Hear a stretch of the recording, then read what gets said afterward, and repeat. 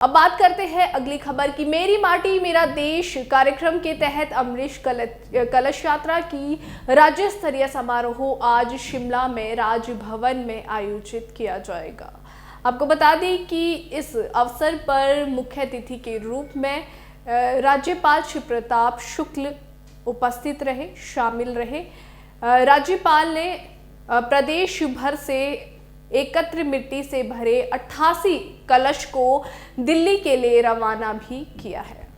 ये मिट्टी दिल्ली में बनने जा रही अमृत वाटिका में शामिल की जाएगी। दिल्ली में आयोजित होने वाले कार्यक्रम में भाग लेने के लिए प्रदेश से 658 युवा दिल्ली रवाना हो रहे हैं। इस अवसर पर राज्यपाल ने कहा कि मेरी मिट्टी मेरा देश जैसे अभियान ने देश में जन भागीदारी को सुनिश्चित बनाया है। इस कार्यक्रम का उद्देश्य स्वतंत्रता संग्राम के गुमनाम बलिदानों को चिन्हित करने के साथ उन्हें याद कर अनंत काल के लिए पहचान देना है। उन्होंने कहा कि राजधानी दिल्ली में बनने वाली अमृत वाटिका देश को गौरवान्वित करेगी। ईरा प्रभात, राज्य निदेशक नेहरू युवा केंद्र हिमाचल प्रदेश।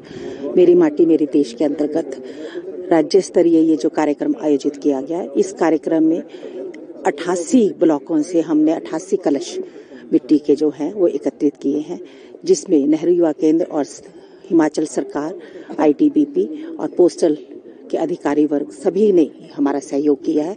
हमने गांव-गांव और पंचायतों से मिट्टी एकत्रित करके और वीरों को समर्पित ये जो हमने मिट्टी एकत्रित की है, ये कर्तव्य पथ पर जो मॉन्यूमेंट बन रहा है, जो स्मारक बन रहा है, उसमें समर्पित की जाएगी। हिमाचल प्रदेश में 658 युवा जो है इस कार्यक्रम में भागीदारी कर रहे हैं और पूरे भारतवर्ष से 75,000 के करीब युवा इस कार्यक्रम में भाग लेंगे।